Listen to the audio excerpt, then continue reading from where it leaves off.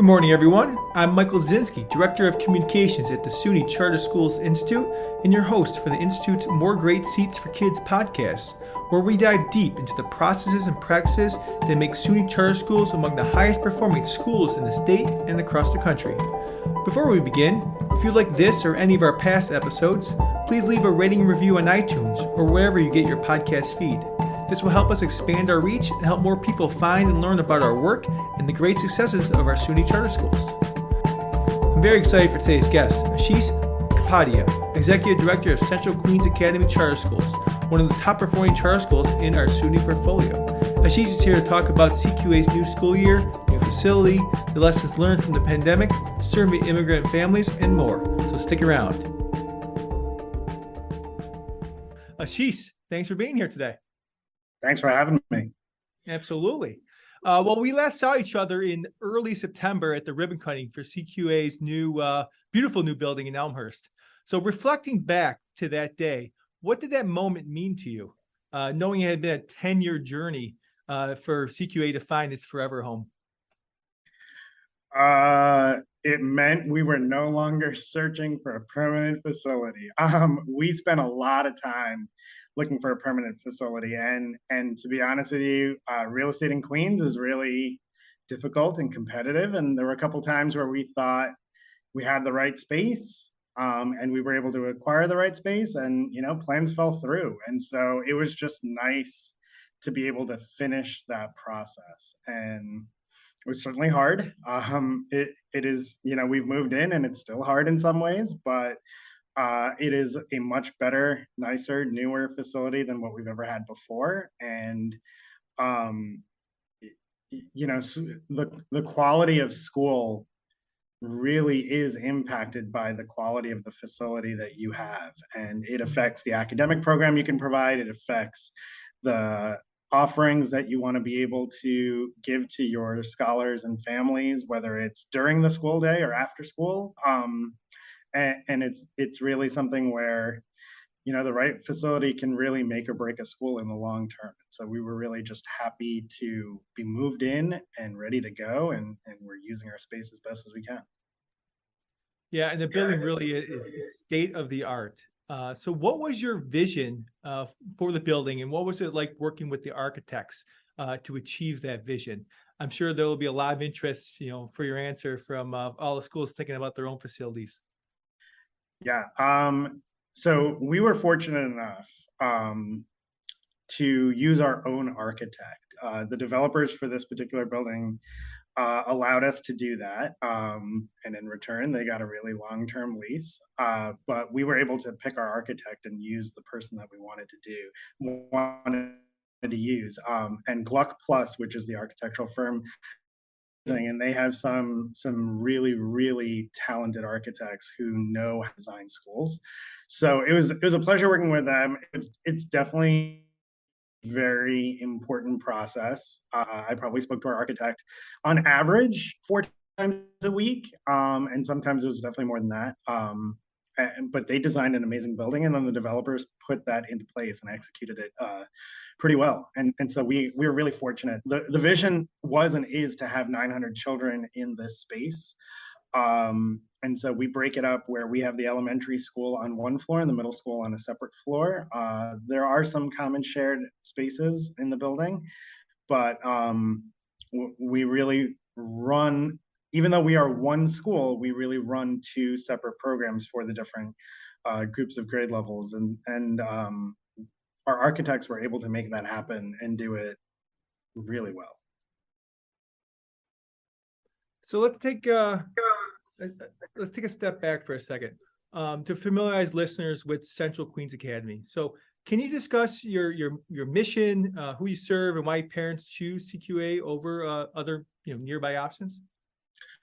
Sure. So CQA opened in 2012 as originally just a middle school. And last year was our first year of expanding to open up elementary school.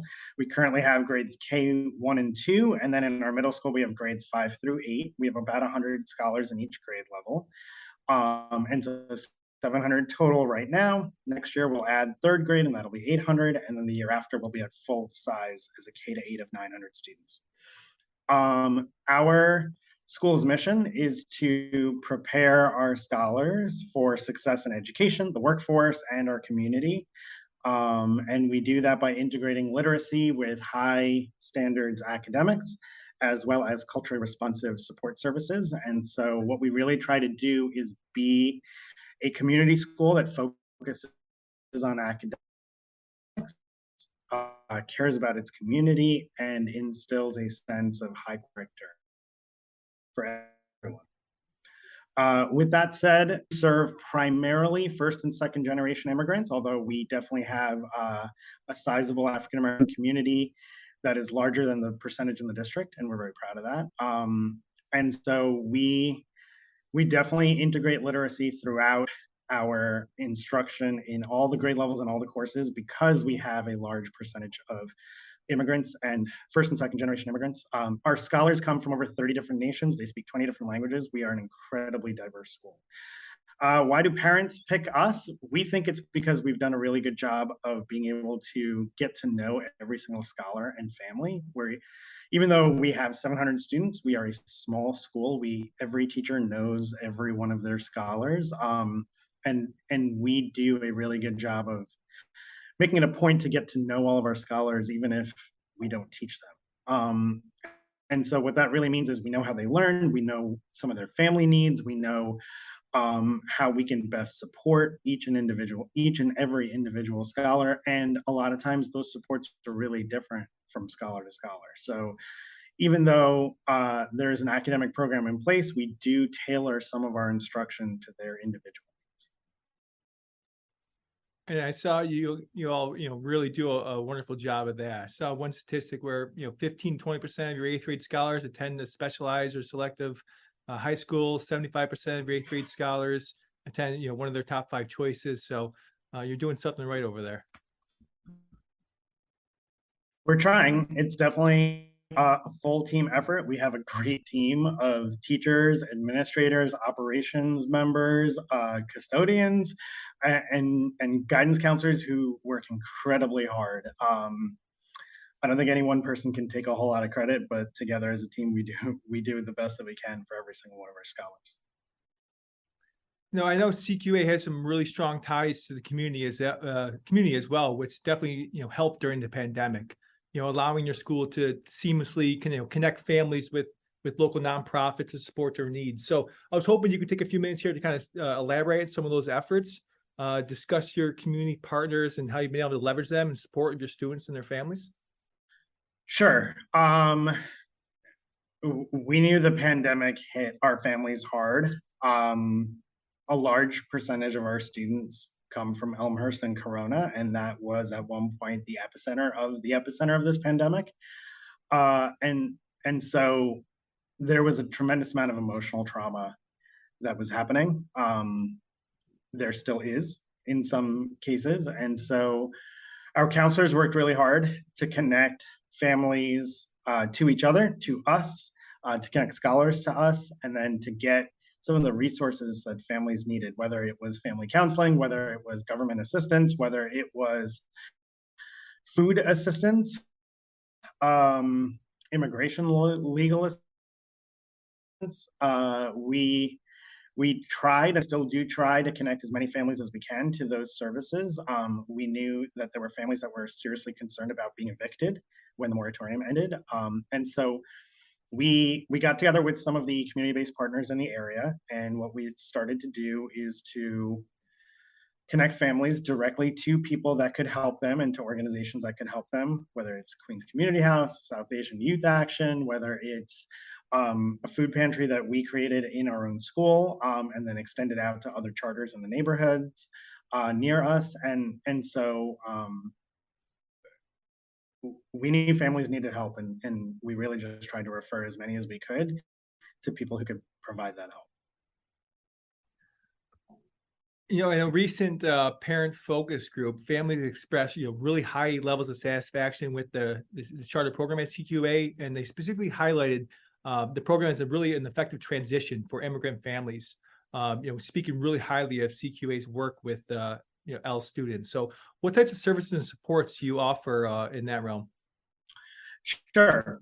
Whether a scholar is an English language learner or not, uh, they get a double period of English. They get needed separate intervention services when it comes to literacy support. And then on top of that, they can also get academic intervention services from a different literacy instructor. And so what we really tried to do is make for brand new immigrants, for recent immigrants, for really anyone that needs the support, we tried to get as much literacy instruction into the school day. And so whether it's just through those three groups or whether it's through combining literacy into all of the other subject areas because it's just part of our mission, what we tried to do is to fast track the learning as quickly as we can in each grade level. And so we know that scholars who come to us in fifth grade are often 2 or 3 grade levels behind when it comes to reading and writing. And really, our goal is to make the 4-year middle school process, or now with elementary scholars,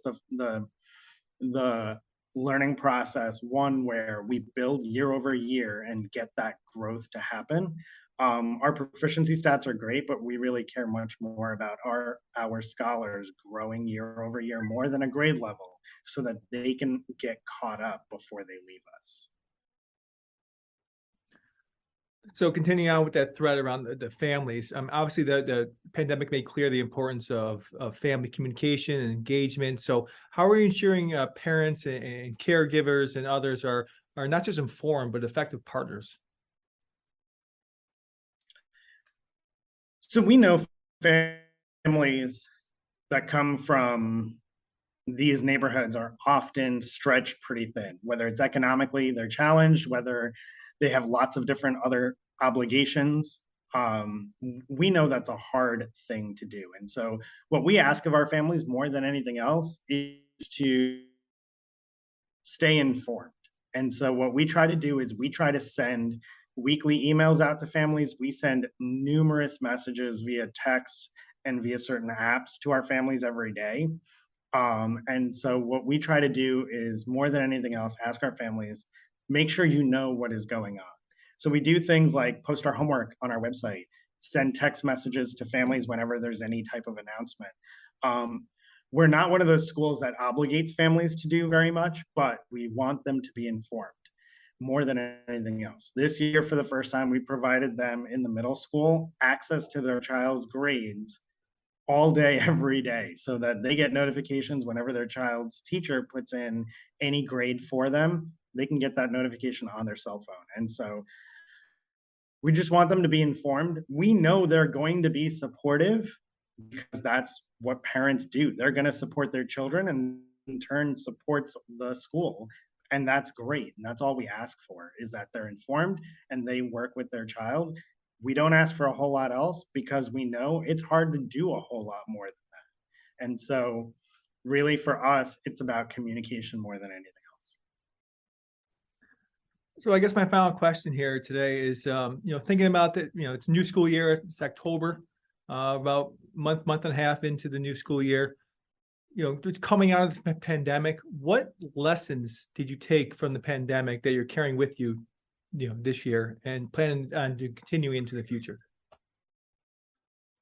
So the pandemic set children back academically, but I think much more socially and emotionally. And so for us, I would say the biggest lesson is we have to support our children and thus our families socially and emotionally by getting to know them, thinking of them as people and thinking about how they need help and trying to provide it. And so whether that's, hey, there's just a scholar who needs a friend today, or hey, there's a family that's in crisis, it's our job to reach out. And that's what we really try to do. The academics will come, and I know there are a lot of educators who are gung-ho and it has to happen right now. And we hear that, we feel that, but I think right now, still coming out of this pandemic, we need to provide as much social and emotional support as we can. And so that's why this particular year we invested in having additional guidance counselors than what was in our original plan because we know our scholars need that help, our families need that help, and they are the best people at our school to provide that. Well, I think that's a good note to end on. So, Ashish, thank you very much for your time today. Thank you so much, and thanks for all the support throughout the years.